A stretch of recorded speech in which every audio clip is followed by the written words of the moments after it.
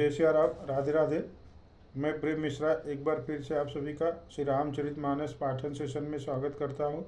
हम श्री रामचरितमानस में अरण्य कांड पढ़ रहे हैं। अरण्य कांड में आज हम दोहा क्रमांक 26 और 27 पढ़ेंगे। आशा करता हूँ अगर कोई त्रुटि होगी तो क्षमा करेंगे। प्रसंग है, रावण अपने मामा मारीच के पास गया है और उनको आदेश दे रहा है कि आप सोने का मृग बनकर चलो और मैं सीता जी को हर लाऊंगा। तो अभी प्रसंग पढ़ते हैं। दीन दयाल बिरद सम भारी, हरहु नाथ मम संकट भारी।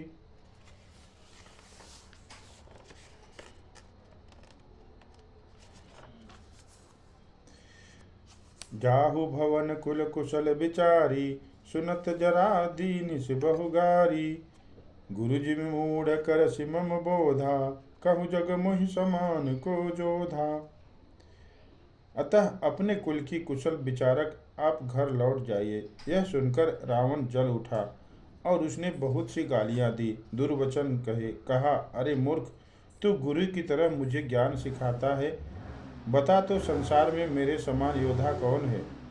यहाँ पर जब अपने मामा मारीच को रावण कहता है कि आप चलो सोने का मृग बनो और मैं सीता को हर लाऊंगा, तो मामा मारीच पुरानी बातें याद करके रावण को समझाने की कोशिश करता है कि एक बार ताड़का का वध करने के बाद उन्होंने बिना फर के बाण मुझे मारा था और मैं 7 योजन पार यहाँ आकर गिरा।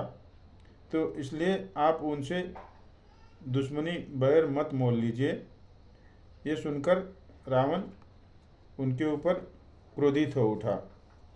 तब मारीच हृदय अनुमाना, न वही विरोधे नहीं कल्याणा।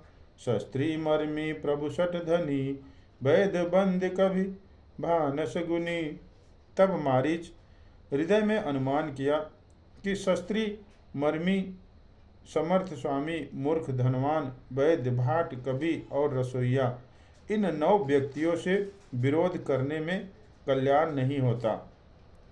उदय भांति देखा निज मरना, तब ताकि सिर रघुनायक सरना। उतर देत मोहि बदब अभागे, कस न मरौ रघुपति सर लागे।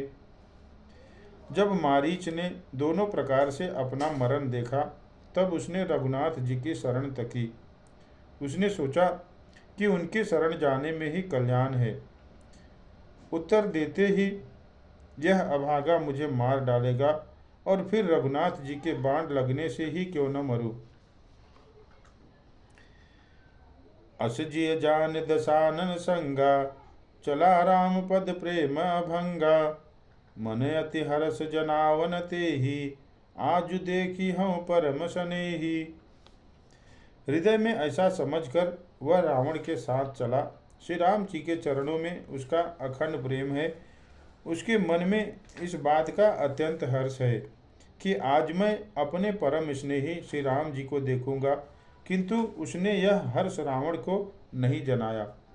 दीन दयाल बिरद सम भारी, हरहु नाथ मम संकट भारी।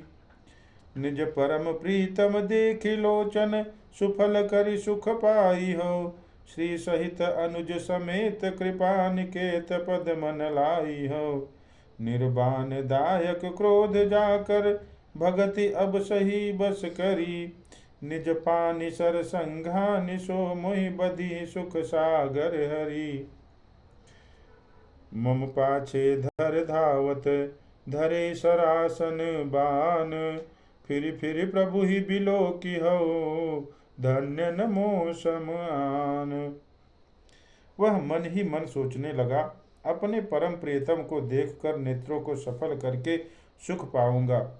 जानकी जी सहित और छोटे भाई लक्ष्मण समेत कृपा निधान श्री राम जी के चरणों में मन लगाऊंगा, जिनका क्रोध भी मोक्ष देने वाला है और जिनकी भक्ति उन अवश्य किसी के बस में न होने वाले स्वतंत्र भगवान को भी बस में करने वाली है। आहा, वे ही आनंद के समुद्र श्री हरि अपने हाथों से बाण संहान कर मेरा वध करेंगे।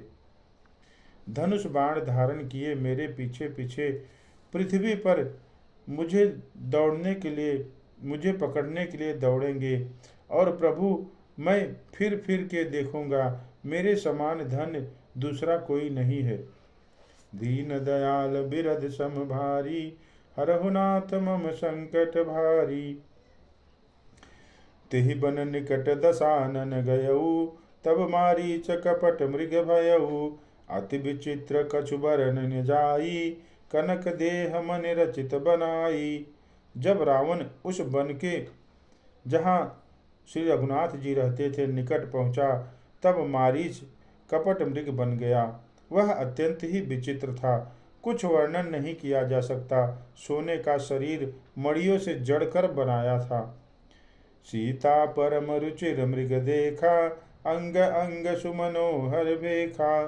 सुनहु देव रघुवीर कृपाला, यही मृग कर अति सुंदर छाला। सीता जी ने उस परम सुंदर हिरन को देखा, जिसके अंग अंग की छटा अत्यंत मनोहर थी। वे कहने लगी, हे देव, हे कृपालु रघुवीर, सुनिए, इस मृग की छाल बहुत ही सुंदर है। सत्य संध प्रभु बधि करि एहि, आनहु चर्म कहति वैदेही। तब रघुपति जानत सब कारण, उठे हर शिशुर काज सवारन। जानकी जी ने कहा, हे सत्य प्रतिज्ञ प्रभु, इसको मारकर इसका चमड़ा ला दीजिए। तब श्री रघुनाथ जी सब कारण जानते हुए देवताओं का कार्य बनाने के लिए हर्षित होकर उठे। मृग बिलोक करि कटि पर कर बाधा, कर तल चाप रुचिर सर साधा। प्रभु लक्ष्मण कहा समुझाई, फिरत विपिन निश्चर बहु भाई। हिरण को देख कर श्री राम जी ने कमर में फेंटा बांधा और हाथ में धनुष लेकर उस पर सुंदर बाण चढ़ाया। फिर प्रभु ने लक्ष्मण जी को समझाकर कहा, हे भाई, वन में बहुत से राक्षस फिरते हैं। सीता के करे रखवारी, बुद्धि विवेक बल समय विचारी। प्रभु ही बिलो के चला मृग भाजी, धाये राम सरासन साजी। तुम बुद्धि और विवेक के द्वारा बल और समय का विचार करके सीता की रखवाली करना। प्रभु को देखकर मृग भाग चला। श्री राम जी भी धनुष चढ़ाकर उसके पीछे दौड़े।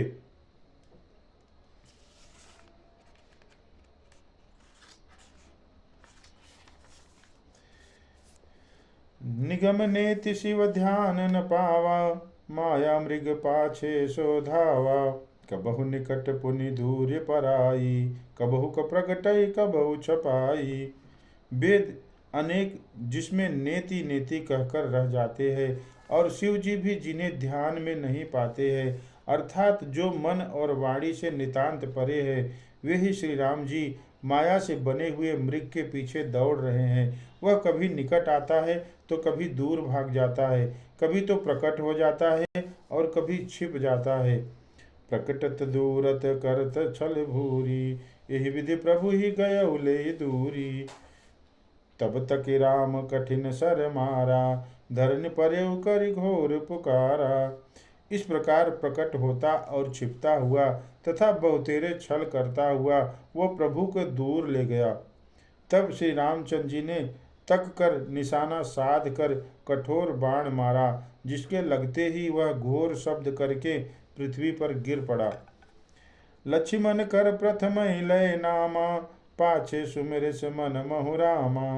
प्राण तजत प्रकट सि निज देहा, सुमिर श्री राम समेत सनेहा।